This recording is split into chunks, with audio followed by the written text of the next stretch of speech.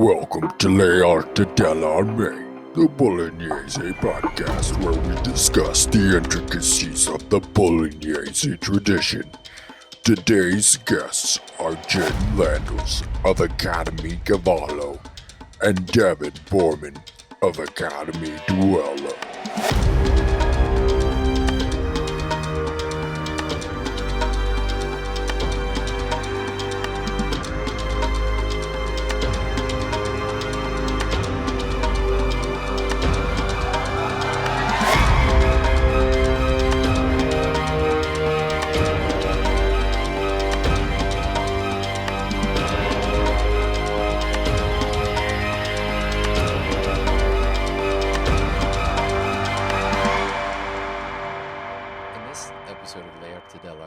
We've invited on Devon Boorman and Jen Landels to talk to us about Cavalry. Jen and Devon, welcome to the podcast. Glad to be here. Hi, nice to meet you. Yeah, absolutely. So the reason we brought you on is because a lot of the conduct of military operations that happens throughout the period that we're highlighting in these episodes deals a lot with light cavalry, heavy cavalry, and we wanted to kind of get your perspective on what's going on because while we study historical European martial arts, this starts to feel like it's getting into a very specialized realm. And we were hoping that you guys could enlighten us on what that realm is like and what it's about and some of the considerations that we might not quite understand when we're looking at the texts like Fiore or Marazzo, for example, or even Dall'Agocchie with his jousting chapter, and just kind of give us the perspective that we need to really kind of understand this material. For sure. Great. So, Devon, do you want to kick it off? Or Stephen, do you want to kick it off with the first question? Yeah, I'd love to. Yeah, sure, I'd love to. Okay, so just add a little thing in here. Just, Jen, what is the name of your school, please? Academy Cavalry. All right, so that's the horse academy, right? Yep. So, and you've been involved in mounted combat and horse riding for a significant period of time, right? I've been riding horses since before I could walk, and Wow. And I'm guessing you're older than 8 or 9 at this point. yeah, and I started the mounted combat program in 2010, so that's 12 years now. Got it. That's amazing. Okay, so before a lot of us even picked up a sword and started swinging it around in any kind of meaningful pattern. All right, so let me ask this to you guys both. We'll start with Jen. Jen, what is it like to wield a lance on horseback? How heavy is it? Is it hard trying to be accurate with the tip? Well, that depends. A lance, it's like how long is a piece of string? Because lances were various lengths. I think if you're thinking about sort of your typical medieval jousting lance, which is 10 plus feet long, it is very difficult to have point control because you're holding it with one hand. You've got the back end of that lance under your arm. Mm-hmm. So if you think about a rapier and making disengages with a rapier now, triple or quadruple the length of that. So point control is something that you're always working on with lances. Now, having said that, I do not joust. The spears that we work with in the program are significantly shorter, so we tend to work with your 6-foot spears, sometimes 10 foot. But when they're not like the highly decorated, fancy ones that you'll see in jousts. Okay, so that's interesting. I always thought lances were a lot longer than that. So in a battle type of situation, what size of lance would you typically expect an Italian in the 16th century to be using? Well, it's hard to say for sure. Because different sources show different lengths of lance. So if you look at the German manuscripts, they have longer lances generally. You're seeing like the 15-foot and up. And then, going back to Fiore, he uses quite short spears in his illustrations. So it really depends what you're doing. I would say 10 to 15 feet probably is your average lance in that time period. Got it. Okay, so We know that there was both light and heavy cavalry, and depending on kind of when in that battle, because there was kind of a change in military tactics that started to occur in the early 1500s, where they used to combine the light and heavy cavalry together. And so okay. the light cavalry tended to have the shorter lances, like we see in kind of those Fiore illustrations, and the heavy cavalry often had longer, Ah, heavier lances. And so then they were organized into small units. But then I know that in some battles, certainly getting kind of into the middle of the kind of Italian Wars period, they start yep. to divide their heavy and light cavalry apart Right. a lot more. Okay. Um, and then I think again the heavy cavalry tend to have those longer lances, and the light cavalry again tend to still have the shorter lances, so that they're just more maneuverable in general. And certainly Jen can speak to that even more than me, but there's the lance provides a certain amount of inertia when you're maneuvering on your horse, especially if you have it forward.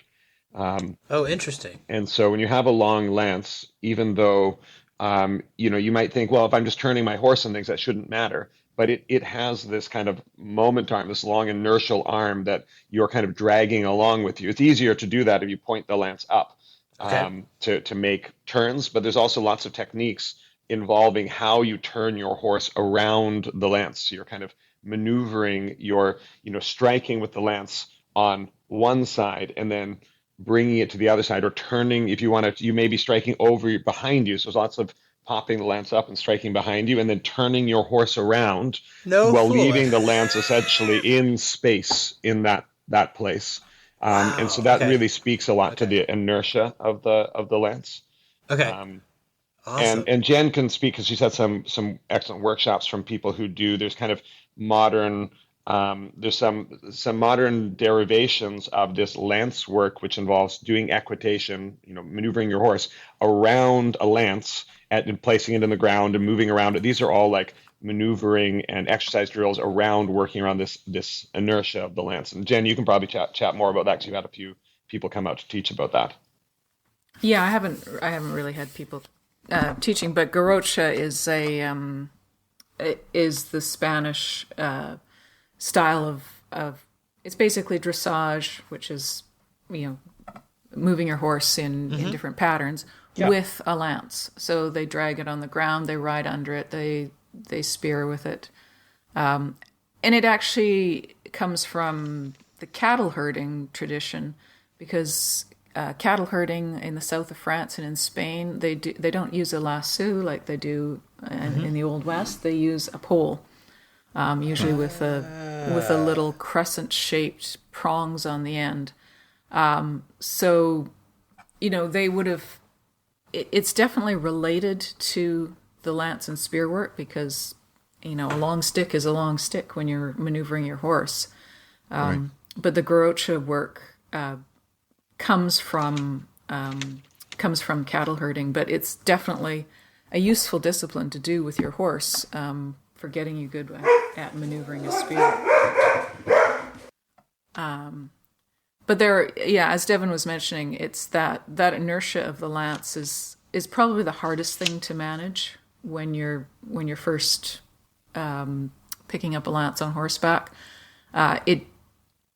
There are a lot of movements that use that inertia. As Devon mentioned, turning under the lance, doing a turn around the lance, and also sweeping. So against foot soldiers, you can couch your lance to the side of your body and gallop in a U-turn and just sweep an entire group of people off their feet. Oh, that actually brings up the next thing I was wanting to talk about. Is about how it's different to use a lance against somebody on horseback versus someone trying to hit somebody on foot. So when you're going against people on foot, you try to sweep them with the lance by moving in a circle. Is that the idea? That would be one sort of crowd clearing maneuver. I mean, it depends what they've got. If they've got pole arms, then you're going to be sweeping their pole arms rather than sweeping them, Okay. which, would probably be a clearing motion so that somebody else could ride in behind you. It's something you'd send one person in, clear that, try to clear some of those spears so that the next person can actually get at the people. So that would be one of the useful things the military organization of the knights was often in a lance, and there's maybe a light cavalry guy assigned to every heavy cavalry guy. So you'd send in the squire, or whatever you call the second, to sweep the lance aside so the knight could come in and like mow them down. No, the squires don't generally. Again, the sort of the knight and squire combo is usually more of a medieval tactic. But no, the squires weren't generally fighting on horseback. The squires were looking after the horses, were getting the knight armored, and they may be riding a palfrey or something like that, but they wouldn't generally be part of a heavy cavalry charge. Right. And I think that's the important thing in this period. There's the lances. When we're talking now, this is the thing where we get confusing language. The lance meaning the unit. Right. The mixture of heavy cavalry and light cavalry. The light cavalry were men at arms, which are typically either part of civil guards, so maybe in the service of the city of Bologna, or are mercenaries, but meaning civil guard are also paid positions, right. So they're paid troops. And heavy cavalry could be nobles. They also could be condottieri or both, of course. Right. And so that pairing, I think it was as Jen's saying, wasn't the squire relationship of the medieval feudal period. Right. It's a different kind of relationship. But what I don't know as far as on the tactics. What I know is that the lances had a really hard time against the pikes.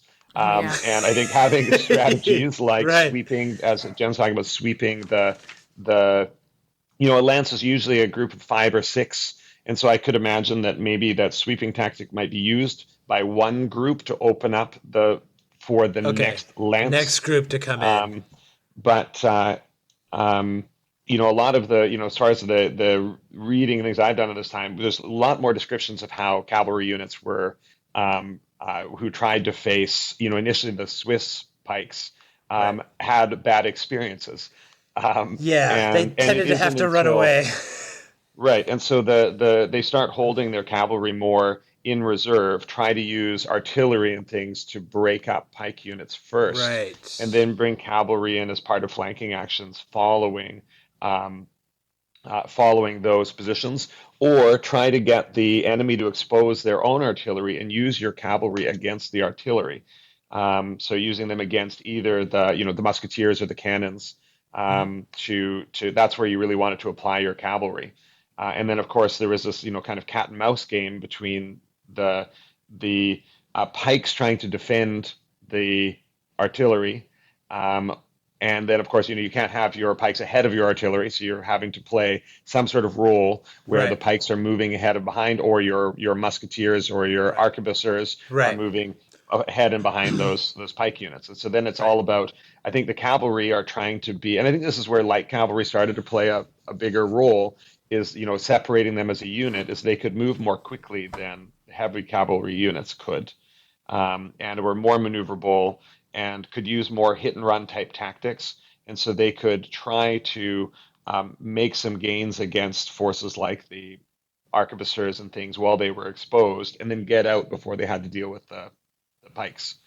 And I think like De Cordoba's response to that, right, that we see, which was really kind of the shifting of the tide in the Italian wars, where the French started to lose control of the battlefield and actually started losing considerably, was down around Naples, when he basically entrenched his arquebusiers and his pikemen, so that way they couldn't get hit by the heavy cavalry. And so I think the French ended up deciding that they were going to try to send in the Swiss first, and the Swiss got torn up, and then they were like, all right, well, we're just going to commit everybody, and then try to charge that fixed position. and then they just got torn to shreds.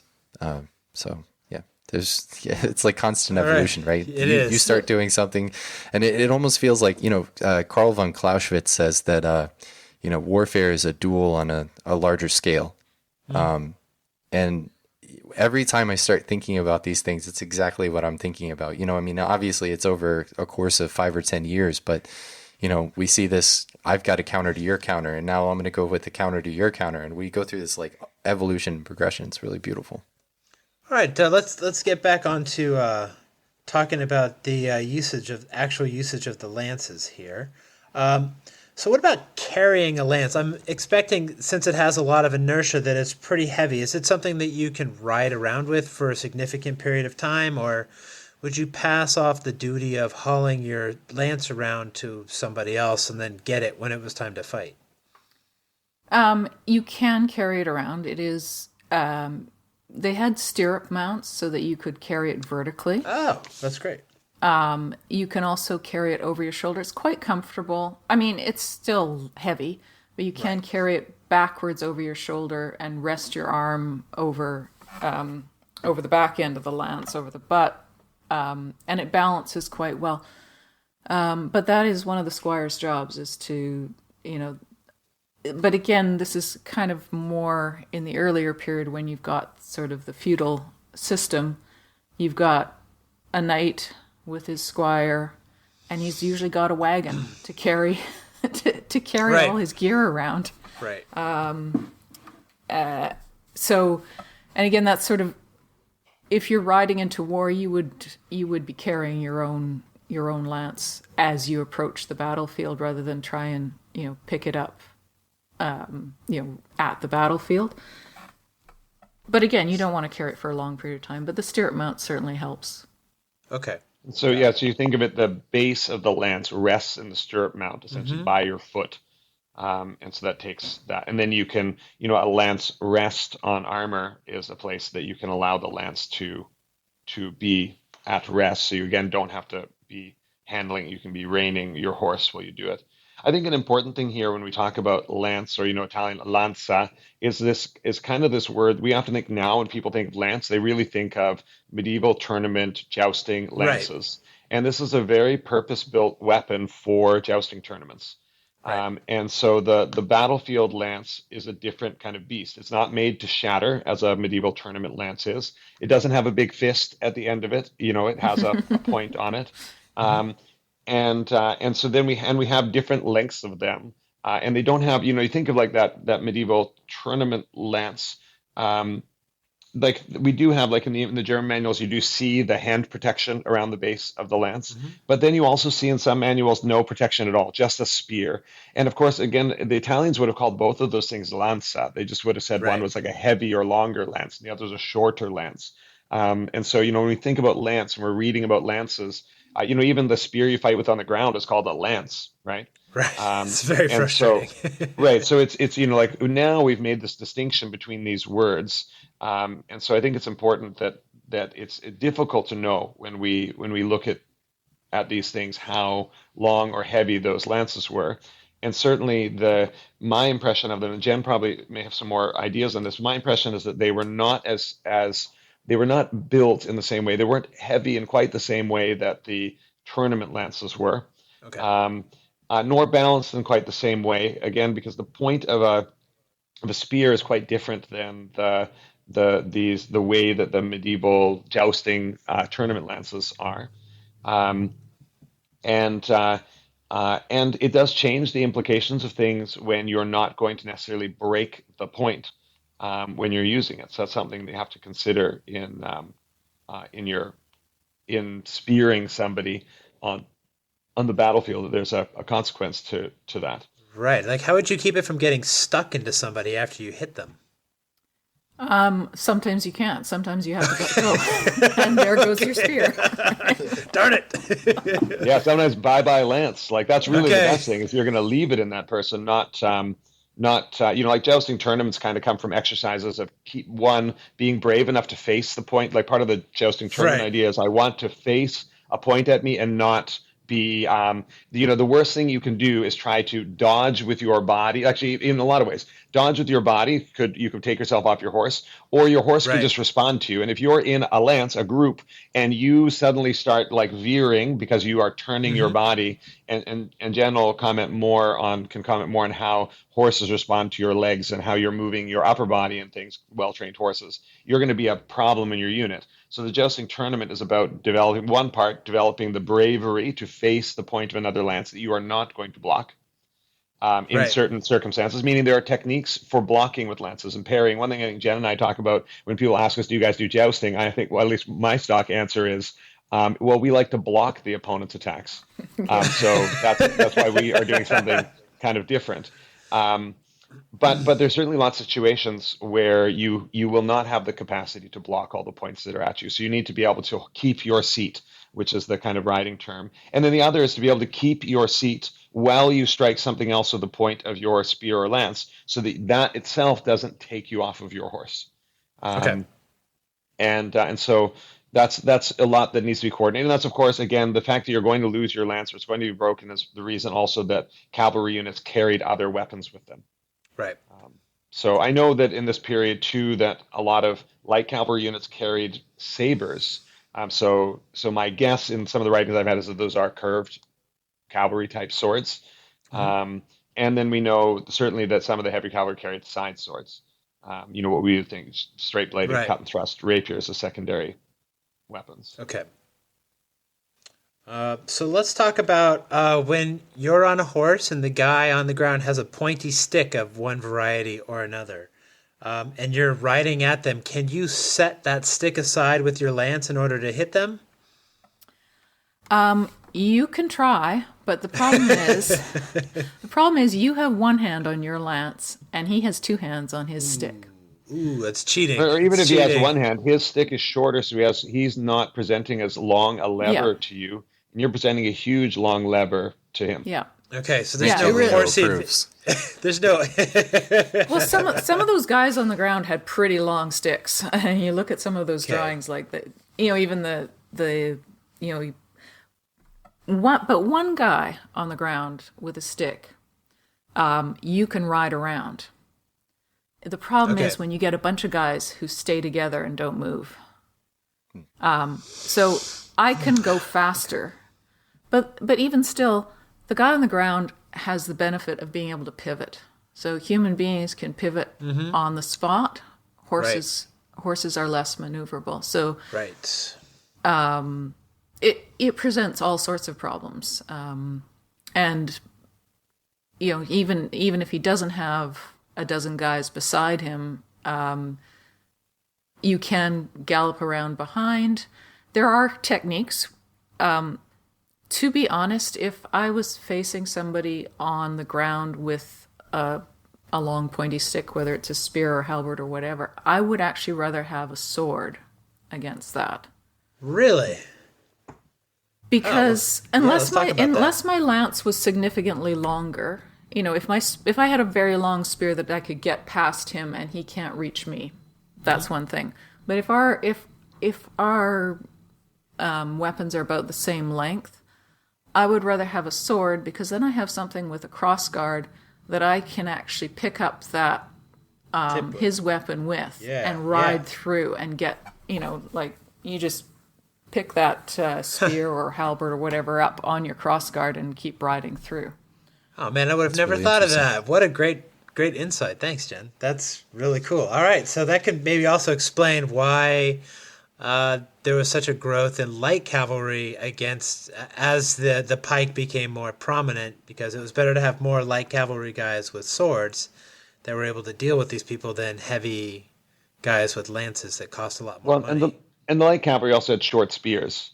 Yeah. So, short spears are less exposed as big, long levers that they ground. People they're more versatile in how they can be used. I haven't seen a lot of images of them. Oh, go ahead, Jen. Oh, go ahead. I haven't seen a lot of images of them throwing spears at this point, but we know that certainly shorter spears are easier to throw as well. So you can deploy them in different ways. And I think, one thing to have a feeling for as somebody on the ground. And so, I've actually done a lot of classes in parallel with Jen, where sometimes I'm teaching people on the ground while Jen is teaching people on Perfect. horses, right? Perfect. And Yeah. and Jen and I've done ground versus horse and things. But even just when you're training, just think the average person training around a bunch of people doing horse stuff around you, people on the ground are rightfully intimidated by the size of horses. A lot of the chaos They're that big. mounted units put into against ground units was that the horse itself is intimidating. It's large. It takes up space. It maneuvers around you very quickly, even though you are more maneuverable as a human. The mass and presence of a horse is quite powerful. And so, also as Jen was saying, when you pick up somebody's sword with your own on horseback, you also have tremendous amounts more mass to be striking with. And so even the damage that you do to a person when you hit them with a horse is going to throw them back into other people in their unit. And so that's why. So when you have more lighter skirmishing units, which I think is a thing that we have to recognize too, is that pike units were not just extraordinary because they had lots of pointy sticks, but because they were a very regimented type of unit. And in the prior time, in the medieval time, and this is true really coming up before the Italian Wars, the Italians were fighting with a lot more loose formation units. Right. This is more of a medieval style of fighting. And those loose formation units are way more vulnerable to the kind of chaos that cavalry can put on them. And again, from just the practical side, I can tell you it took me a long time to feel really comfortable, even just walking around a passive horse. Those things are big, and they can kick you and they can bite you, and they've got a lot, and they can move you out of the way if they're compelled to do so, and there's not a lot you can do about it. And that's a really it's intimidating to stand there and have Jen come riding at me with a horse while I am on the ground and I'm going to try some counter cavalry maneuver. Whether that is some things we have images of, we have documentation of, her like trying to trip her horse, or Really? use my pole arm to trip her horse, Yep. or try to strike the horse with the point of my lance or sword, or try to attack her. All of those things are really intimidating, and they feel like you have to have tremendously good timing.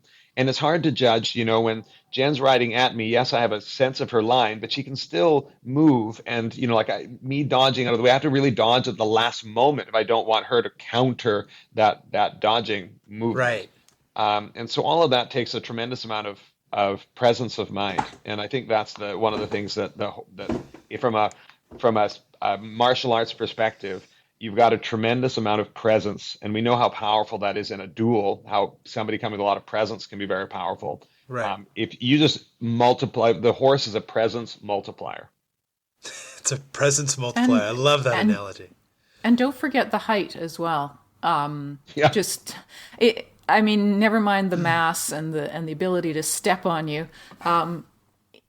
Anybody, often what determines a sword fight is if you can get your sword on top of another person's. Well, when you're on a horse, you are always on top, right? Yeah. That was kind of one of the interesting things we were looking at in one of our previous episodes with another horse person that we were interviewing is the I guess you would call it a rising mandritto from on top of a horse, which essentially looks like playing polo with somebody's head would be almost impossible to block. Because it's hitting to your high line, but you don't really have the strength to defend yourself against that. And it looks like that would be one tough blow to do. And from the ground, a lot of the techniques in many different manuals are essentially taking cinghiale and making deflections from it. So you're not trying to meet the mass. You're not trying to parry it. You're trying to set the lance or the spear or the sword aside in order to open up the rider or their horse. Yeah. But by the time you open them up, they're probably already gone. You've got a moment. The And measure closes very fast. Yeah, and Jen and Devon, you can correct me if I'm wrong here, but aren't a lot of dressage techniques specifically about trampling, biting, kind of putting yourself in a position where the horse is also a weapon, not just the rider? There's yes and no. the high school movements, sort of the airs above ground and things that we associate with the Royal Spanish Riding School, the Lipizaners, that most people are familiar with, the white horses that do the fantastic jumps. It was, I mean, it has been put out that those were all military moves. But that sort of training didn't start really until about the period we're talking about now. So it wasn't part of the medieval battlefield. For certainly things, dressage movements like turns on the forehand, turns on the haunches, canter pirouettes and things like that are very useful in the battlefield. But horses, it would be a last-ditch effort, something like a capriole where your horse jumps in the air and kicks out with its back feet. That would be I've got to get out of Dodge now movement. The things like the levade where they're up on their hindquarters, you would almost never do in battle, because what that does is shows your lovely soft underbelly to all those infantry. Right. Yeah. But the levade is more of a training move to build the strength in the horse so that they can do not what we think of as a black stallion rear, but that controlled lifting up the front legs so they're sitting on their haunches essentially. That would be a strength. Horse squats. Yeah. And that would give them, that builds up their hindquarters. It shows control. And a lot of that was developed as horses became the heavy cavalry became less a part of the battlefield. Mm-hmm. This is what the nobility were doing to, maintain their horsemanship and show off their horsemanship. So the manège, things like, doing displays. Again, they were warlike in manner, but they were becoming less and less martial in this period. And it's because the writing was on the wall for the heavy cavalry. And I mean, it wasn't even, the writing was on the wall for heavy cavalry even back as far as, the Battle of Crécy. Even that was archers versus heavy cavalry. Well, the heavy cavalry did not survive that. Right. And it was this association with nobility. It was the status symbol of having your heavy cavalry, having your knights, I think, which kept it going so long until finally they, with more and more firearms on the battlefield, it just became, this is pointless. You got to maintain that legacy of Charlemagne and ride all over your kingdom for the entire year, like the Germans did. Just going all over the place. Well, it looks good, right? I mean, it's like right? Owning a Ferrari. Yeah. And also made in Bologna. Yeah. And it's interesting, I think, when we think about sort of the dueling on horseback that we do now. I think it's been interesting at different tournaments that Jen and I have run and been at, is you see a little bit of this of these two worlds, in that there are some people who are not as good at maneuvering their horses, or maybe their horses are less trained, and so they kind of march their way into the center of the space, and then that person just tries to fight and have presence.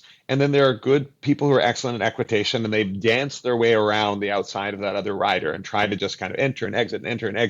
And that gives this kind of light cavalry kind of feeling. And it's neat to try to play on, playing on both sides of that action. You can see often somebody who can outride, even if you've got a very good sword wielder on one horse that's very stationary, the person who's got better riding skills can use the lack of maneuverability of that heavy fighter's horse against them, can put their horse, your horse can be in your way as much as it can be in your opponent's way. Mm-hmm. Right. And then can outride that person and just menace them and harry them. So you can see this sort of shift of tactics that we see in battlefields kind of occur just even in a one-on-one kind of fight. When Jen is fighting, we've had some from Academy Duel, some of our more experienced, some very, very tough sword fighters that I find hard to fight on the ground.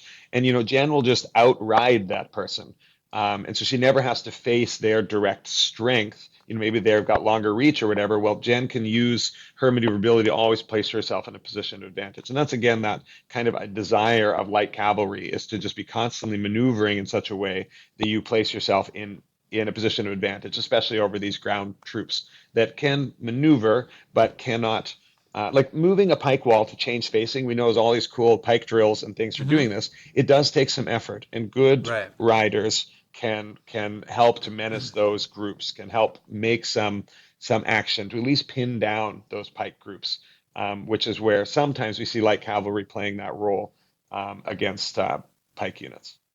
Yeah, and it does seem that once a pike unit was disordered, that's when men-at-arms could really just chew those guys up. So the heavy cavalry could just chew up anything that wasn't in order or behind a fortification or something like that, just on the open field. But when they would actually stand still, like you're saying, if they had the discipline to not run away, then that was when they really ran into a lot of trouble. So if you're on the ground, is your primary target the horse or the guy on the horse? It depends who you are. If you are a rider who has been on horse, you've lost your horse, you're probably not going to target the other guy's horse, because you're probably going to try and want to steal that horse. Okay. If you're a hired man-at-arms, you're not you might still want that horse because they are worth a lot of money. But your priority is probably going to be the horse, because you're just trying to survive. Okay, so if you're just trying to survive, you want to take out the horse and try to take that person on foot. But if you want the horse for yourself, then you want to try to take out the guy on top. Is that the idea? Yeah. And I mean, again, in this period, ideas of chivalry were sort of changing, and it used to be considered very ignoble to attack the horse. Especially at the height of chivalry, at the height of the era of the medieval knight, it would be ignoble to attack the horse. I think as we're getting into more and more paid soldiers who, as I said, are just trying to survive, right? You anything goes, right? Right. You're just trying to live, right? Yeah. Okay. I think one thing to consider when you're thinking about attacking the horse is, while you are attacking the horse, you are not covering yourself from the attack of the rider. Right. So you need to maneuver yourself in such a way that you can make that attack to the horse and be in a position where you cannot be attacked easily by the rider. Now, if you have a longer weapon, but again, imagine even with a longer weapon can give you the benefit. If you have a longer weapon than the rider, then maybe you have this reach advantage to be able to strike the horse before they get to you. But of course, especially heavy cavalry horses had armor on them. If you do not, if your ground lance does not disable that horse or make that horse break off in some way, you're busy on this lower level than that person above you. And so that's a tactical consideration you have to make. I would want to step across the horse. Again, this is a big maneuver, so that I could attack from the opposite side to the horse, so that the rider is having to switch their perspective from fighting me on one side of their horse to fighting me on the other side of their horse while I'm attacking their horse.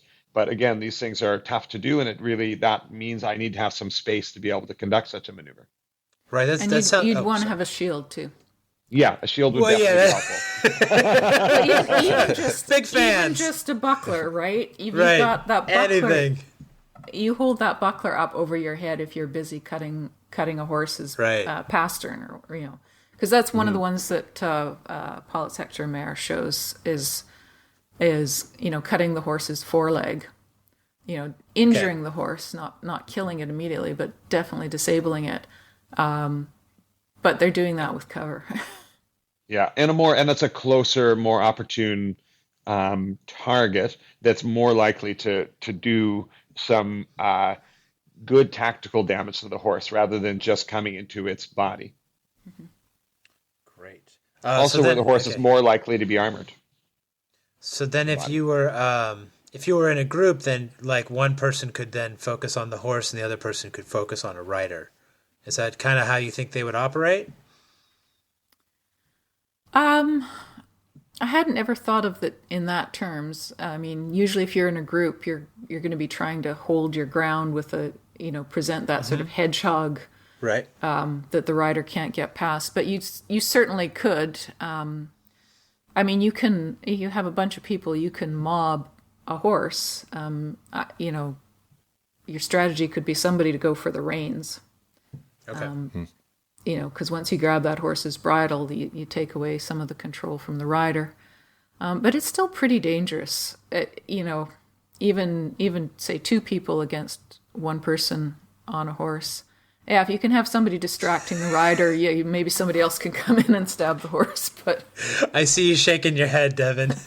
Yeah, you really want if you're going to be in a skirmishing unit, kind of what we're talking about here. If the pike unit, as Jen said, the benefit there, you're not really thinking about There are sometimes arrangements where you see the multi layers of pikes at different heights, and so that certainly is threatening horses and riders.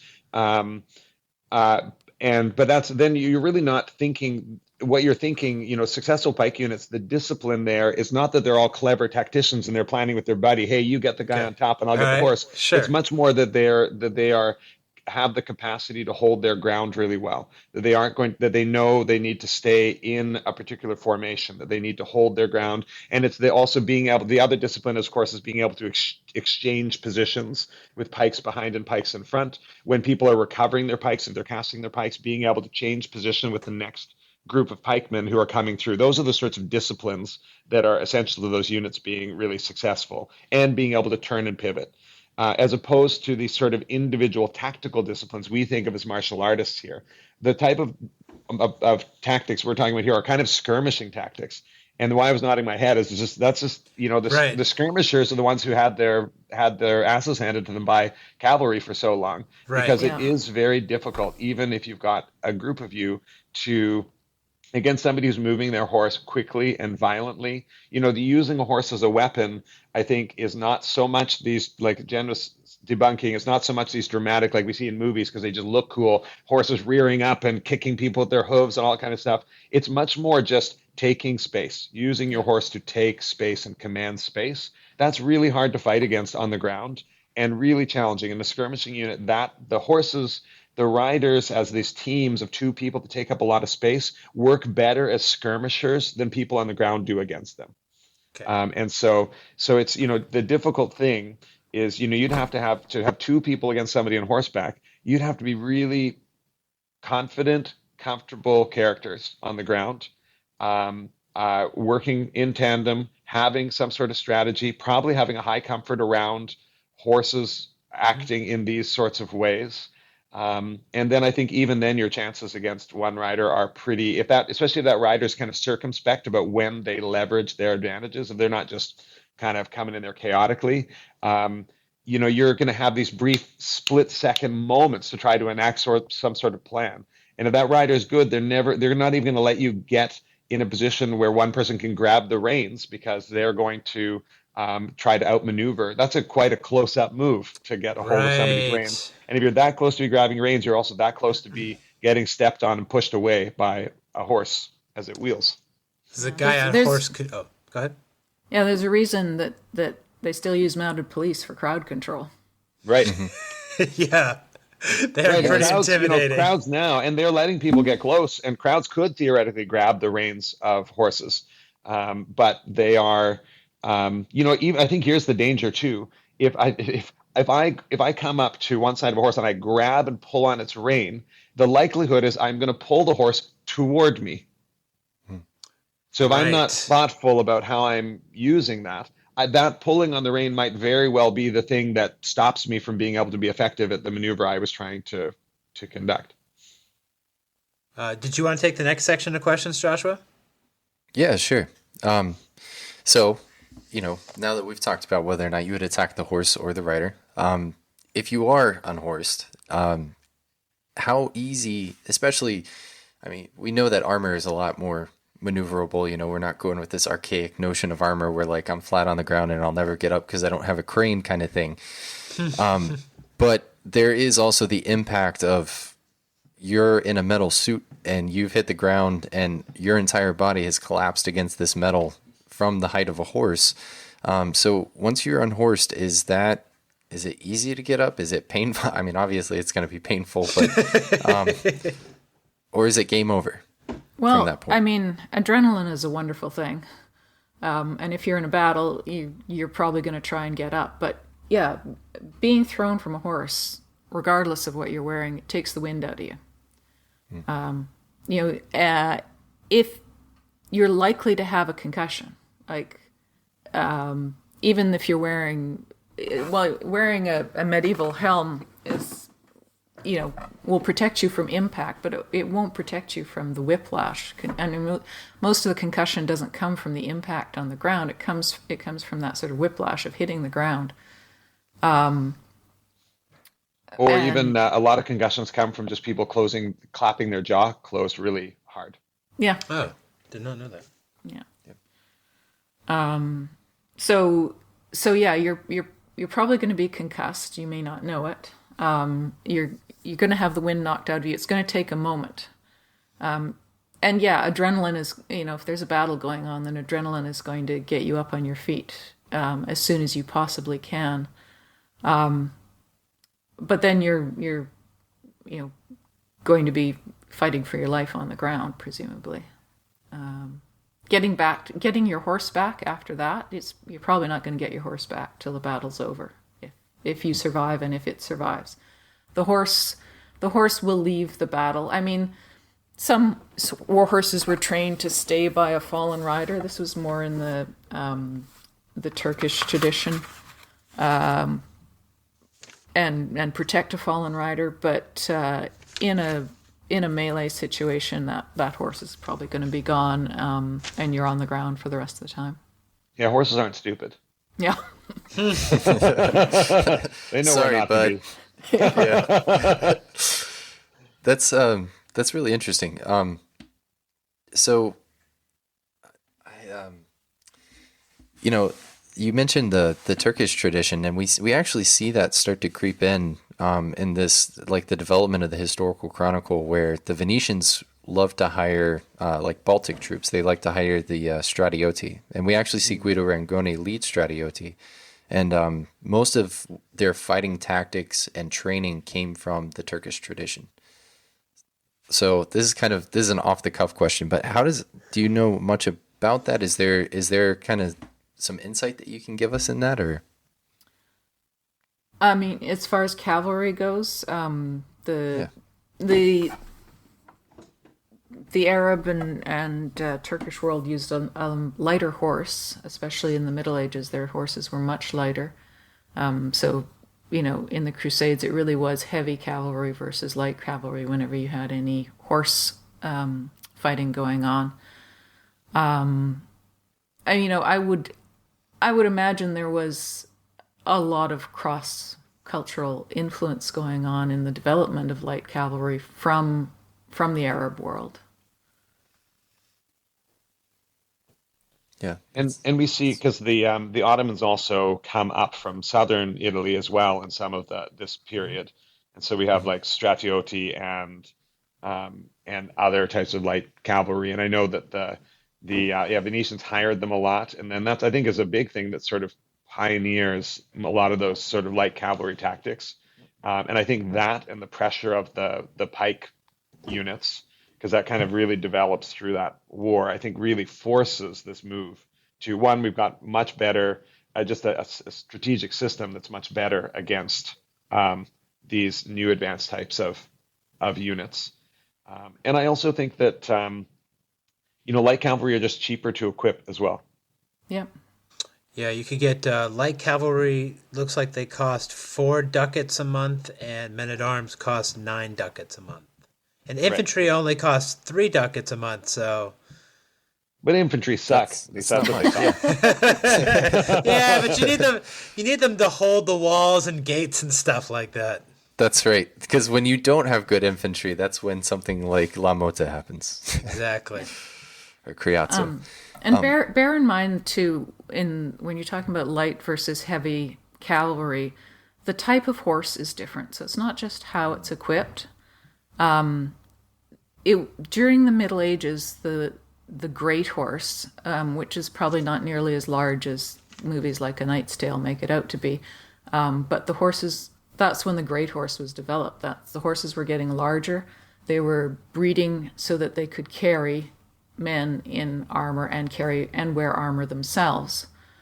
In the period we're talking about now, that is when a lot of Arab blood was brought in to European horses. So you're starting to get horses being bred lighter. So they're starting to go for more refined, light horse that is faster and more maneuverable.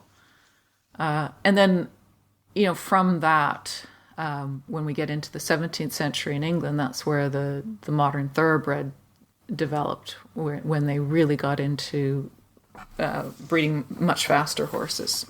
Those horses, the foundation sires for the modern thoroughbred, were all Arabian horses. So there was three sires, and they were all basically Arabian horses. And I think it's something that we, as a lot of regular folks when they're studying this period, don't think about, is how sophisticated the breeding programs were of these different countries. They knew how to influence, and quite quickly, like there's new breeds are bred in a very short number of generations, have quite an impact. And it has to do with the desires of, one, access to horses they can get, but again, capturing horses is a big part. And the reason you want to capture horses is not just for being able to have these horses for your own military use, but it may also be to capture them for breeding purposes. And there are lots of sophisticated breeding programs. And so as the tactics change, well, then they try to start moving the horses in that direction to be able to make their own horses, to be able to field their own units that are these light cavalry units. I think back to Joshua's question, just about standing. One thing I think is important for listeners to think of too, with the falling off your horse and getting back up thing, is that tournament armor, which is where that idea comes from, is a very different beast than field armor. Even though we do have some heavy knights who fought in quite complete armor, they didn't have the great helms, these over helms that made and that locked in a kind of higher, a great helm for jousting tournaments is an even larger helm that locks into the breastplate. Even though some full helms in sort of late 1500s armor do lock into the breastplate as well, but it's just a much different beast that's made there to you could protect yourself in a tournament. I know I'm going to get hit, and I know what the circumstances are, and I know that after I fall off my horse, nobody's going to try to trample on me, and I don't have to be able to get up as quickly, etc. So I can prioritize armoring as a form of defense. I'm also not needing to maneuver as much. I know where my opponent is. I'm going in one direction. And so to be safer on the battlefield, you make some different choices and trade-offs in your armor. And so even your heavy cavalry are not armored in the same way that you would in a tournament. And we even know there's, lots of different armatures that you can see in museums sometimes have field armor and tournament armor components that they trade in and out. In order, you're changing your spalders to pauldrons, the larger shoulder arm that also protects the chest, or even from field pauldrons to tournament pauldrons that have this even larger and thicker plate. So those are things I think that are important for us to think about when we're considering that trope of the knight who can't get up, is that there is some truth to a knight who can't get up. It's just not a knight on the battlefield. I wanted to interject a quick horse question, if I may. Sure. So in the late 1490s, Ludovico Sforza invited his client states to come to Milan to see the breeding program at Milan. Is there something historical about the Milanese horse breeding program or anything like that, or do you have any insight about that? Pretty much all the major powers, all the kings and dukes and things had horse breeding programs. I don't know anything specific about the Milanese. Okay. There are different, different breeds were being developed in different countries. We didn't have such a thing as a breed at that point. We were still just calling horses, destriers or palfreys or rounceys, depending on what they were used for. Got it. But this is the period where we were starting to really see refinement happen. So this is when the Lipizaners were developed, and this is when the Baroque horses of Spain, and then also some more Baroque horses. There were Baroque horses in Denmark and things like that. So yeah, I don't specifically know about Milanese. Sorry. Okay. Thanks. Sorry about that. Sorry, I just wanted. No, Stephen, I was reading about this yesterday. Okay. There was a bit on Francesco Gonzaga. Okay. And it says that Francesco was not well educated or as intelligent as Isabella d'Este. Funny statement. Right. He did not share her intense interest for art as much. He was less cultured than his father, grandfather, and many contemporary princes. However, he loved hunting dogs, and passionately was fond of horses. He imported horses from Spain, Barbary, and Arabia, and produced a breed considered to be the best in Europe. Gonzaga's horses won all over Italy. No. A sporting man and a military man, Francesco admired his intellectual bride. So, interesting. Pretty interesting. All right, that's a good note. Thanks, man. That's awesome. We're going to have to run with that rabbit hole for some time. Well, it's interesting because if you look at the breed of horses, or at least the where he was getting his horses from, he's primarily bringing in these lighter horses. But this is also at that time when we start to see that shift. Just like Jen was talking about, yeah. Yeah, and I'm going to jump ahead a couple questions here and just kind of run with where the conversation is at right now. But, in the period we're studying, we see this rapid growth of light cavalry, either Italians with crossbows or foreigners known as the Stradiotti, as we discussed earlier. And we know their arms were different. So how would their horses be different? And would light cavalry ride differently from men-at-arms? By men-at-arms, I'm assuming you're meaning like dragoons or something like that. Knights. Or, okay. Men-at-arms are generally the paid, I think you guys are meaning the paid mounted soldiers. Mm-hmm. Right, the paid, heavily armored mounted soldiers. So basically professional knights. Oh, professional knights. Okay.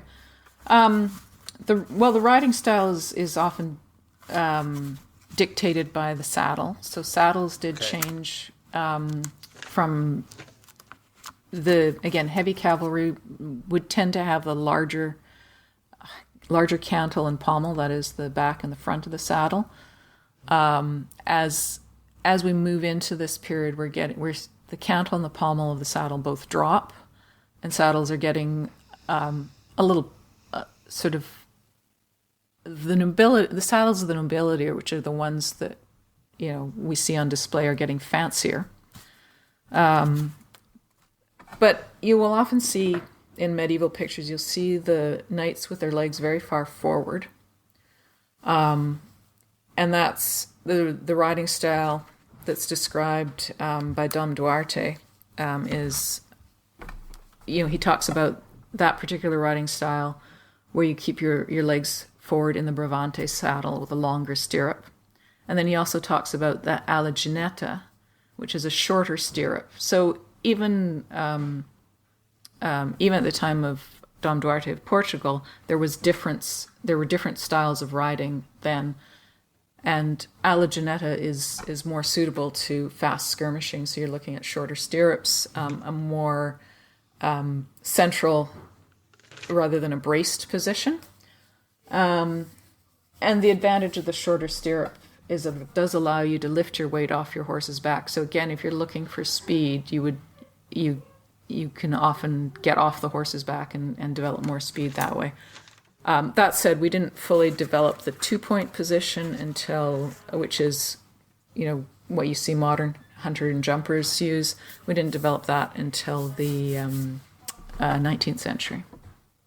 Fully. Jen, will you describe the 2-point position a little bit more? Thanks. So 2-point position is just where you're standing. The 2 points you're standing on are your stirrups.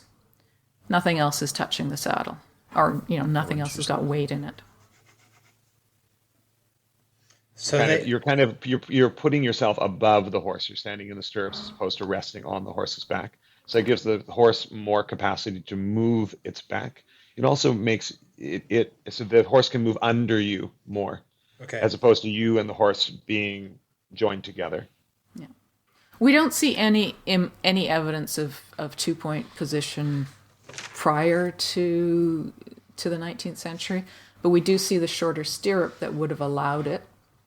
So you can presume that, it's possible that over long journeys, riders may have posted the trot, which means standing and sitting in the rhythm of the horse's trot, if they were trotting. That would, be more comfortable for the rider and for the horse. With the longer stirrup of the heavier saddle, that would not be possible. But you wouldn't ride your heavy destrier over long journeys anyway. You would ride a lighter riding horse, and you would only get on your destrier at the site of the battle. Okay. Nice. So building off that, eventually towards the end of our timeline for the period that we've been writing about, even traditionally heavy cavalry units shift to more mobility as cannons become more prevalent. The black bands in particular were known for lightning raids and using Arabian horses, notably Giovanni della Bandineri. To do this, they sacrificed pieces of armor, and it was usually leg armor. How easy was it to cover your legs with secondary weapons on horseback? I would assume, the reason they gave up the leg armor is because you're not standing still long enough for somebody to really be able to attack your legs. Once you're getting into that, once you're getting into fast moving horses, you're going to be doing things like sort of drive-by. It's like a drive-by attack. And you're going to want to protect your head. You're going to want to protect your chest. Your horse is protecting one of your legs at all times anyway. And if it comes to it, yes, you can bring your sword down to cover that leg quite easily. But again, like with any good fencer, legs should never be a target, right? Because while you're hitting me in the leg, it's way easier for me to hit you in the head. Right. So, and yeah, when you're riding and fighting, you can still move your legs. They're not glued to your horse. Right. So there's some capacity to maneuver the leg. Okay. And I think one thing that's interesting is, when you're fighting in heavy cavalry got certainly had more circumstances where they would be mired down in a fight, like meaning they're not just charging through things, they're charging into things. And so then there's having armor on the legs is important because you're going to have some circumstances where maybe your lance is gone and now you're fighting with your sword, and but you're not charging around. You're there fighting, and you're using your horse to control space. Whereas with lighter fighting, even especially when we're doing dueling on horseback now, attacking towards the legs, as Jen mentions, is risky because that leg might not be there because it can maneuver out of the way and the leg itself can be moved. And then, of course, when you're attacking their leg, they're attacking your head. Now, if you're fighting infantry where your legs might be more of a concern, well, you're fighting down to them anyways. So in a sense, by fighting down, you're starting to cover those low line targets. And then they need to be fighting up to you. So they're not, again, if they get focused too low, they're just giving you more advantage of being able to come over top of them. And again, lighter cavalry are just getting in and out, so they're not getting mired down in the same way that would give infantry the opportunity to really be targeting the legs in a way that isn't so risky to them. Nice. That's really awesome. We know it didn't work out for Giovanni very well because he got shot twice in the leg with a falconet. Don't give the story away. Don't give the story away yet. Sorry. We got a whole season to focus on that guy. Right, So but I think that the part of the thing there is when you're getting shot at, that I think you just consider, well, there's just this risk that you're going to be shot at, and armor can only protect you so much from bullets or cannons, Right. and so it's all a matter of trade-offs. Yeah. So one thing, it's interesting how you were talking about kind of the use of that with secondary weapons on horseback, and in Bayard's Chronicle, he mentions that Italian knights preferred hammers. And French knights preferred maces as their secondary weapons. Why do you think that is? National disposition, I don't know.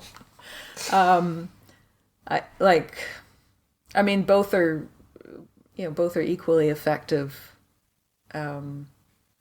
you're up high on a horse, and if it's just like a good club to bash someone with, the hammer is more directional. But why one? Devon, do you have any thoughts? Yeah, one of my thoughts is that a hammer can hook as well as strike. Yeah.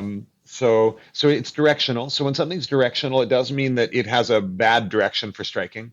And I can vouch for this from fighting with hammers that, if it gets turned, slapping somebody with the hammer is not as effective as hitting them with the head of the hammer.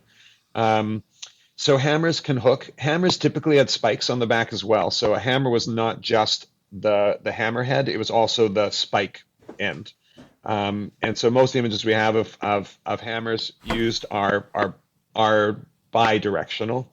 And so that gives you more versatility, but you're taking versatility in exchange for universality, the capacity that a mace can strike in any direction. And typically they also have some, because maces are typically not just round, they have these, they do have some directionality with these crenellations that give these greater points of impact. And so that's trying to take on some of those hammer-like qualities while being able to hit in any direction with it. It doesn't get twisted in your hand and do the wrong thing. But it also isn't going to hook any weapons out of the way. It's not going to be a spike that can strike into. Again, the benefit of the spike is not just its capacity to puncture armor and do damage under the armor, but it's actually even more so its capacity to puncture armor and then be used as a lever to be able to pull somebody from their horse. So to me, that's where I might choose to go with a hammer. If I felt I was more skilled as well, I might choose the hammer over the cudgel. But I could imagine if I was more practical, I might think, yeah, sure, you and your fancy hooking and spiking, that's all fine. But when that weapon gets turned sideways, I'm going to be bashing you with my mace. In the chaos of battle, your soldiers are not going to be so intelligent as you would like them to be. Like, that's what I could imagine to be the practical argument. So basically, the Italians had better training than the French, and they wanted a weapon to take better advantage. Or at least of that. they believed it. They at least had more hubris than the French. Well, that's a given. Maybe it's just that the mace is more stylish. Yeah, it is a pretty weapon. We have that awesome painting. I mean, it's Chevalier Bayard. Yeah, Bayard on the bridge at the Galiano River. I'm pretty sure the guy who wrote the chronicle about Bayard did so under a pretty significant amount of influence of wine as well. Yeah, it's not the best. So one thing that I've noticed is that Italian museums aren't the best for categorizing their artifacts. But something that I've always noticed is that the swords that we refer to as side swords are often categorized as riding swords. Why do you think that is? And do you think there's a carryover between the convenience of a single-handed sword on horseback into the dismounted arts described in the treatises that we study? Well, I mean, the arming sword is shorter, so it's an easier draw on horseback, and you are mostly using your sword one-handed on horseback, so why do you need the extra hand width? But that said, long swords work very well on horseback too. I don't know that there's any carryover in the way you use the sword from, like, if you're going to have it on the ground, you're going to use it in the most logical way possible. If you're going to have it on the horse, you're going to use it on the most logical way possible. I don't know that the one informs the other particularly.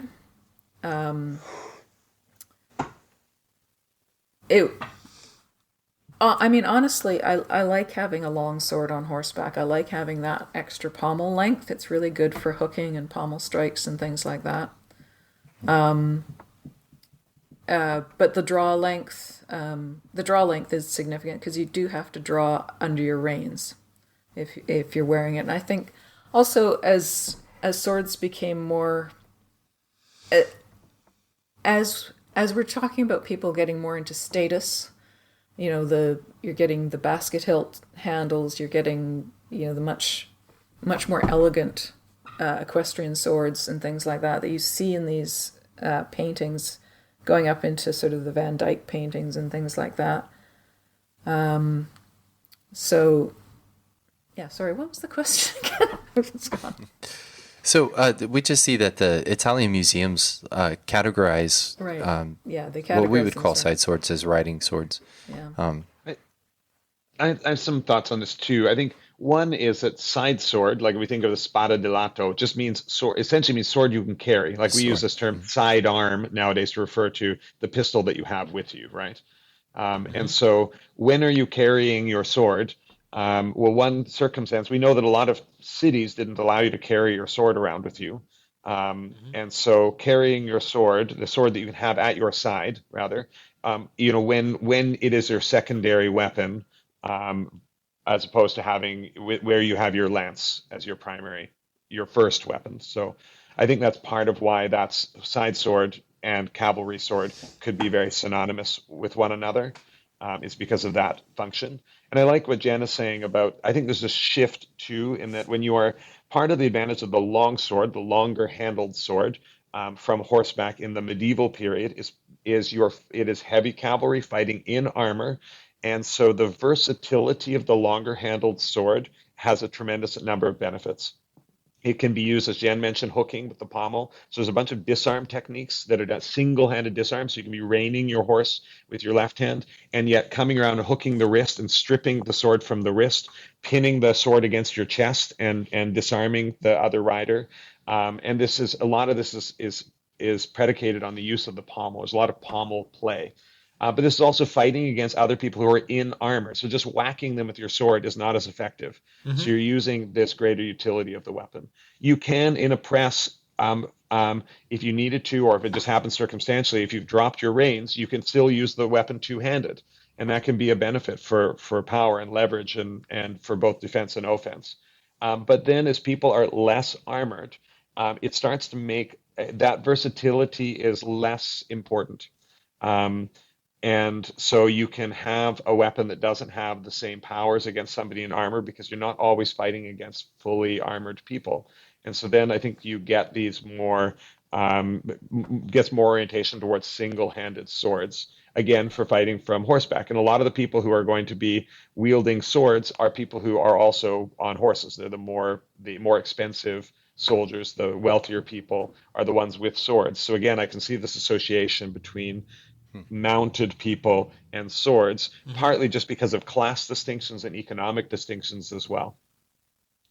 So I think that's part of why there's that classification, and so there is a tactical element, but it's a tactical element to do with what type of weapon is needed to fight from horseback, and this sort of shift away from the versatility of the long-handled sword to the more focused nature of the shorter-handled single-hand swords, again associated with riders, as opposed to it being, that's a sword that is like specifically made, or that there's like mounted techniques, or it was only used from horseback.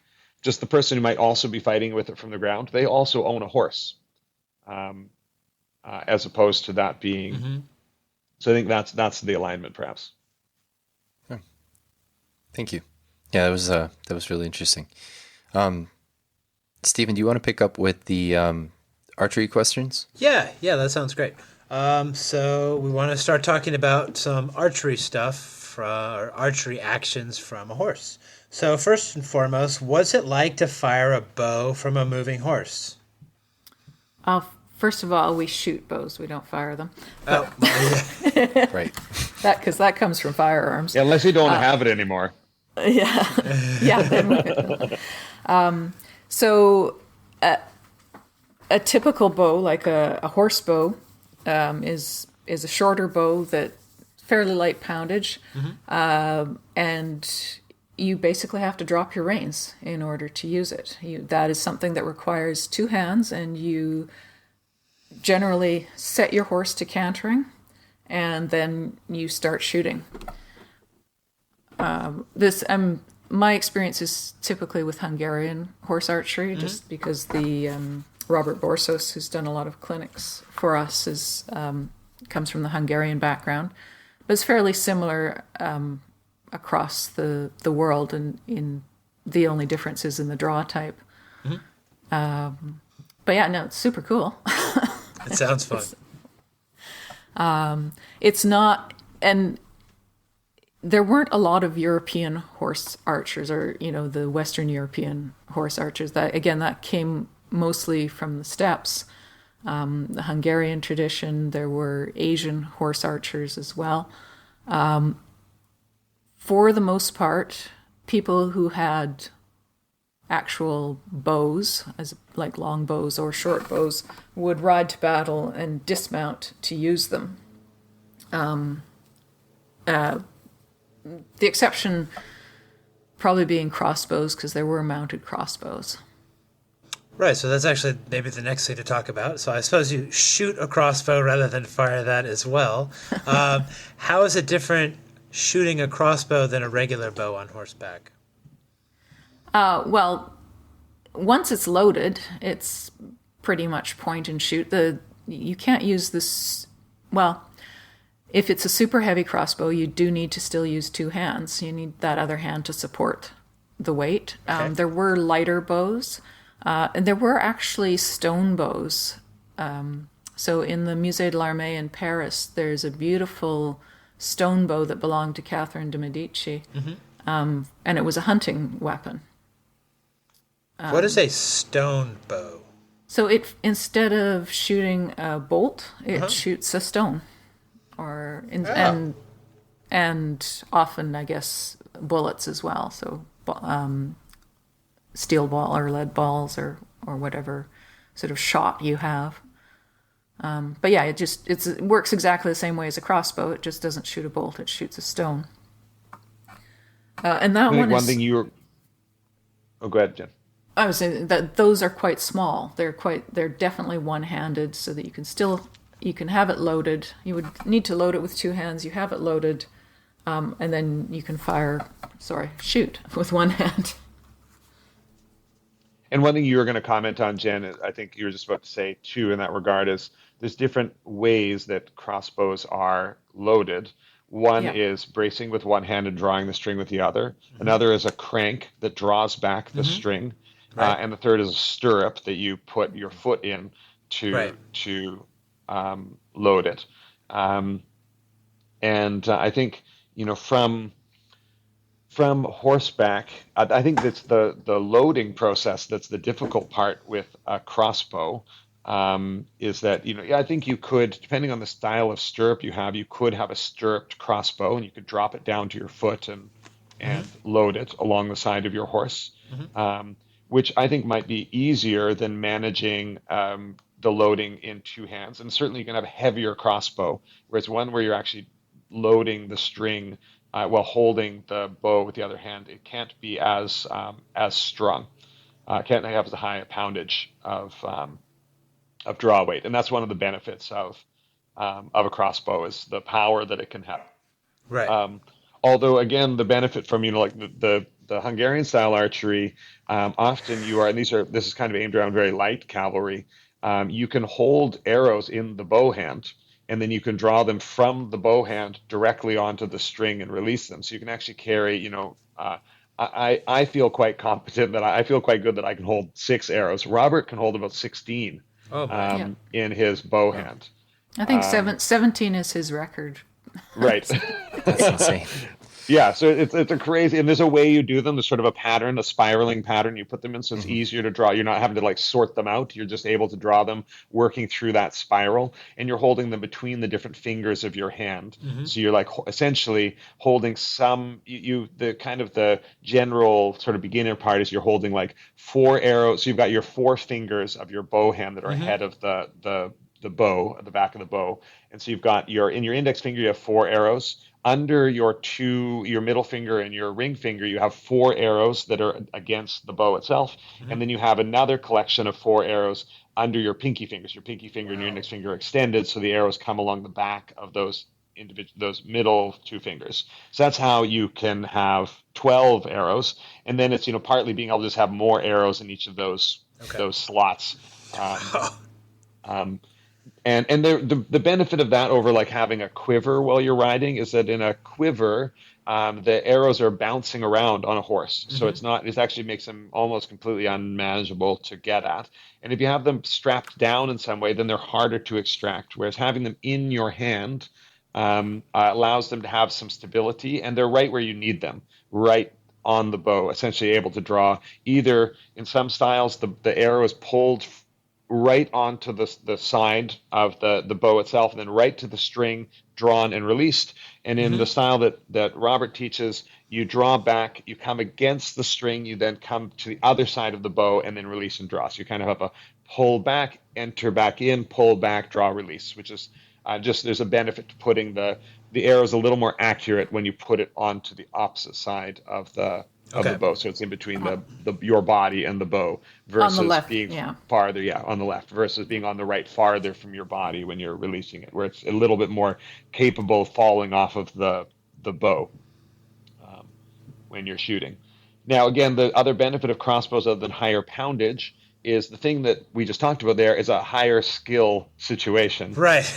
And so crossbows, I think, of course, I think often the drivers of so many things, a big driver, an almost equal factor than tactical advantage was always economics.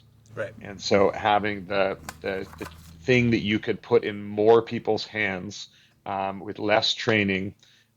So there's always, there's a cost of the production. Crossbows are also not necessarily more expensive to produce. Long bows and things like that come from very, take a lot of craftsmanship and very specific wood. Whereas crossbows were often done, the bow was done with metal. It could be a shorter length of arms. In some ways, I imagine the cost of producing crossbows and good longbows and horsebows was probably pretty close. There's less craftsmanship involved, for sure. Yeah, less crap. You could pattern make them a lot more easily. Yeah, you could probably pattern making. Yeah, off an assembly line practically, I bet. Exactly, and so you probably could produce them for relatively close to the same cost, and then it's cheaper because you don't have to spend as much time training people. Right. You think of the powerful, the famous English longbow programs. So the thing we always, I think a lot of people hear of in the mythology, which is also a lot of the truth, is how young those people started being trained to do that. Right. And so, much easier, a crossbow, you can put a crossbow into somebody's hands and have them start shooting it pretty effectively in an afternoon. So then how long like a very Venetian solution. How long would it take for somebody who knew how to ride to use a crossbow? Not long. Not long. I mean, the difficult part is riding. If you the already riding know how is to the ride, hard part. Yeah. Okay. The loading, there were, I believe, I'm not 100% sure on this, but I believe there are some stirrups that actually have a hook on them for the purpose of reloading a crossbow. So they actually fantastic. have a hook that you can put your crossbow stirrup onto, and then great. That pretty much answers our question. So it's pretty reasonable to assume that crossbowmen in a battle, mounted crossbowmen in a battle, would be able to reload their crossbow while they were riding. Yeah, I don't know that they would be able to do it at a gallop, though. Okay. Right.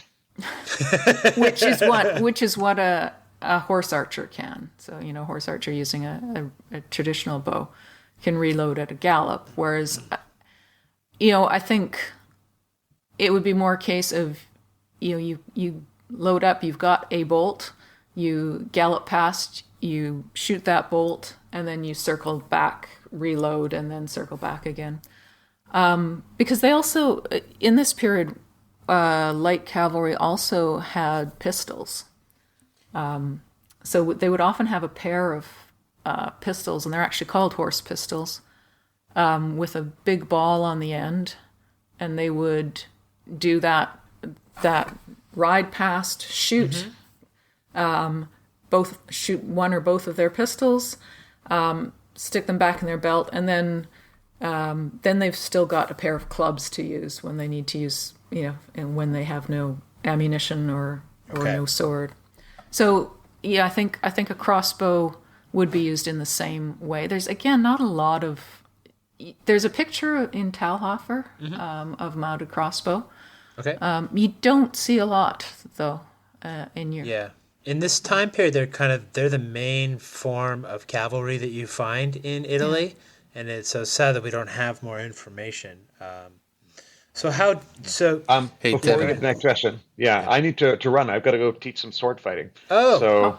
I'm sorry Okay. to leave you guys in the conversation here. It's a really fun area, but Jen, I'll have lots to offer there. I'm just sad that I'll miss it. I'll have to listen to it later when it comes on. One last thing just on crossbows before I run. I did years ago had a chance to do we were doing test cutting. And before we did the test cutting, we decided to take some crossbows, a 100-pound crossbow, and see if we could shoot it through this pig skull. And the bolts do go through, and pig skulls are quite tough. Okay. So that gave a sense. 100-pound crossbow could do some pretty effective damage, even through the skull of a pig. So it hit right in the pole of the skull and split the skull, and so it would have done some significant damage with that bolt. So that's some of my. Cool. All right, thanks, super. Devin. Thanks so much, Thanks, man. Devin. See you, Devon. Okay. So during a battle, Jen, do you think that the crossbowmen would keep using their crossbows, or do you think they'd let off a volley or two and then draw swords and charge in? It depends on if they're staying mounted or if they're riding to the battle and dismounting. So my impression is a lot of times crossbowmen would ride to the battle, dismount. I mean, they were essentially dragoons. Okay. But again, there's just not... They haven't seen enough evidence one way or another. Okay. And again, if they describe sort of a flanking, skirmishing, or they're using the crossbows to sort of disrupt the lines, then perhaps they would ride in, shoot, ride out, load, ride in, sort of in a carousel like that. Okay. And that is how horse archers tend to operate too. Is the horse archers essentially, they do a drive past and loose a volley of arrows, not really with any target in mind. Just if you have an army and you're loosing a bunch of arrows into an army, you're going to cause some damage. Some and bad things are going to happen, and people are going to be doing some dying, and that always tends to bring everybody's mood down a whole. Yeah. So it's probably more like with the light cavalry, if they were staying on a horse, do you think it's more like they'd be kind of doing their thing and then they're sort of waiting for the enemy to break and start to run, and then they start chasing after them at that point when they're a little bit safer to get at? Probably, yeah. Okay. Yeah. Cool. So in our narrative history project we're working on, we're looking at a couple of horsey situations, one in particular. In the first one, we have a group of knights who's sort of the retinue of this lord, and they've been set upon and surrounded by a larger group of mounted crossbowmen. How would the knights escape from this situation?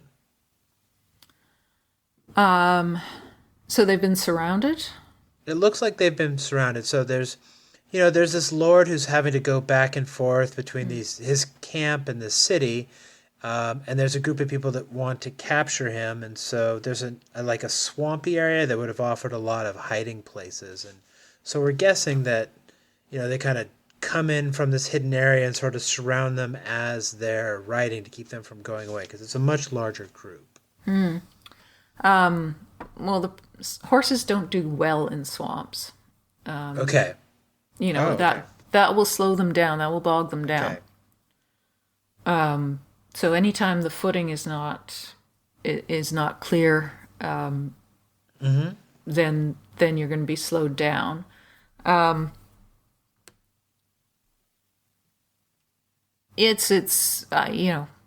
escape that situation, you're probably going to take casualties. Well, yeah. We know the main guy that everybody was trying to protect got wounded, so presumably there was a lot of dying involved there. Yeah. So would the knights be carrying lances with them, do you think, if they had to ride for, say 10 or 12 miles in each direction, or would they leave their lances behind? No, they would probably, if they're expecting to be, if they're in armor, if they're expecting to be attacked, they'd be carrying lances. Okay. Probably not particularly long ones. Probably sort of your Fiore style spear. Okay. It's possible they would just carry swords. Again, without any. So we're trying to dig into these little stories that we don't necessarily have a ton of information for, and trying to use what we've learned from HEMA to guess kind of at what happened. So Yeah. What was the length of the journey again? so it's probably about 12 miles if I'd guess. So it's 18 kilometers, I believe. So 12 miles, and if they're armored, it would, that would be about a 4-hour ride. Yeah. So if they're just going at a walk, it's possible some in the, if it's a retinue, it would be possible too that maybe not all of them had spears again, because that is a long way to carry. But if it's dangerous territory, you probably want all the weapons. You can have. Better to have aching muscles than bleeding wounds. But you can, like I said, if you have a spear rest that you can rest it against your shoulder. It kind of, the end of the spear sits in the stirrup. The top of the spear is against your shoulder, kind of in posta di donna. And you can just not even hold it. Okay. Or you can carry it over your shoulder. So. Okay, cool. So I was kind of bringing this up because this is sort of the situation where Guido Vaina attacks Hannibal Bentivoglio, and when he's going back and forth between Ravenna and the camp near Russi. Cool. So you think the knights then would just kind of get their lances out, just set the direction they want to go, and just try to break their way through? Or will horses not charge into groups of other horses? War horses are trained to charge into groups of other horses. Horses in general don't like it. They don't. They all like to go the same direction. Okay. But that's one of the things in the program we have to train the horses to do right away is to be happy going towards another horse, because it's not something that's natural to them. They like to go in circles or all in the same direction. So is that like not all horses pass that program, or? There are just some horses that are better working with other horses than others. Okay, they'll have their individual personalities. There's some that always put on a face that says, "I want to kill you now," which is great for a war horse, but we actually don't. We don't want our horses biting us. So. They're oversized dogs, right, Jen? Kind of. All right. So here's another situation that we're looking at. This is about the Battle of Samoja. So we have, it looks like probably a large group of light cavalry trying to stop a much larger group of guys with pointy sticks. How would they set about trying to do that? So you've got the larger group has the spears. So it's probably a couple thousand guys with spears of various sorts, or pikes, whatever, bills, farm implements, whatever, and then a couple hundred mounted crossbowmen trying to keep these guys from going where they want to go. Well, the nice thing about the crossbows is you don't have to get within range of those pointy sticks. Okay. So you'd start just trying to plink them away at a distance, and you'd probably circle. You'd probably do a if you have the terrain, you'd probably do a galloping circle around them. Okay. Shoot and then load and then shoot and come back, shoot. So keep doing that. And then the guys on foot then would be looking for terrain in which the horses couldn't follow them in order to get away.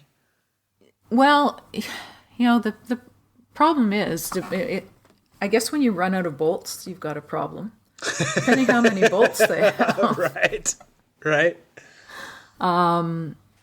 The guys on foot, would probably be looking for terrain where the horses could only approach from one direction. That would give them more cover, and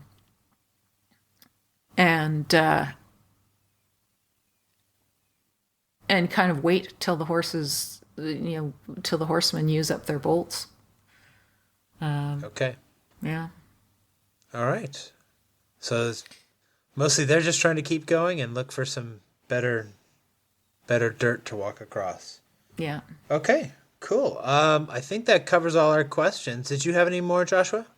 Yeah, I've got one more, Jen. So, there was a time where I was really looking into horse archery, and one of the things I think I remember learning about, and maybe you can clarify this, but when you're riding and you're shooting, you kind of have to time your shots to your horse's gait. Is that correct?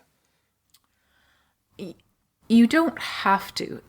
The smoothest part of the gait is the moment of suspension. So a canter has 3 beats. It's that sort of da-da-dum. And then there's a pause, right? So it's da-da-dum, pause, da-da-dum, pause. And that pause is when all 4 feet are off the ground. So that is your smoothest part. If you could time your shot to that part, then that is probably going to give you the most accuracy. But you can shoot in other parts of the gait. You can shoot from a trot. It's just bouncier and you're less accurate. And then if you're shooting from a trot, you're probably going to come up into that 2-point position that I mentioned, where you're standing in the stirrups, so that your knees are taking are absorbing the shock, and that keeps your aim more level. I mean, with horse archery, at least the Hungarian style, you draw to the chest. You don't draw to the cheek like you would on the ground. Mm-hmm. So you're not actually sighting down the arrow. It's sort of more of an instinctive practice thing. It's just, I know that if I draw and release the arrow, it's going to go there. So yeah, like if you can time it to the canter, the moment of suspension, then that's great. But sometimes your target is not there, right? So right. You got to, if your target is happening before that, then you've got to release before that. Awesome. Yeah. Thank you. Cool. Yeah. Stephen, you're muted. Stephen, you're muted. Dope. Okay.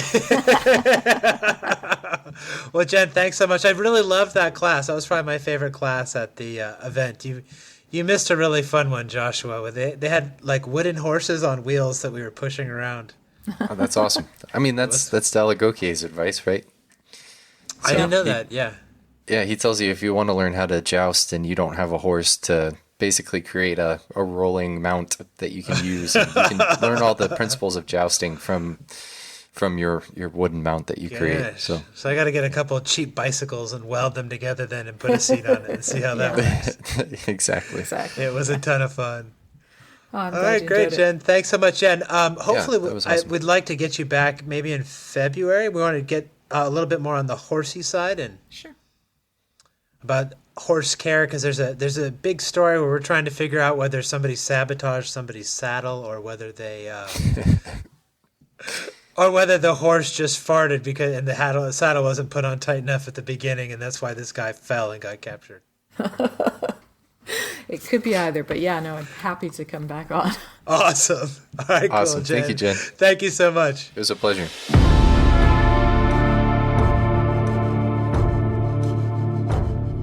And that concludes another episode of Le Arte dell'Arme, the Bolognese podcast. I want to thank Jen and Devon Boorman again for coming on and sharing their wisdom with us. Next week's episode is going to be our Christmas episode. So if you want a couple of presents that Stephen and I have been waiting to unpack and deliver to the Bolognese community, then you should be sure to tune into that episode. Until then, stay saucy, my friends.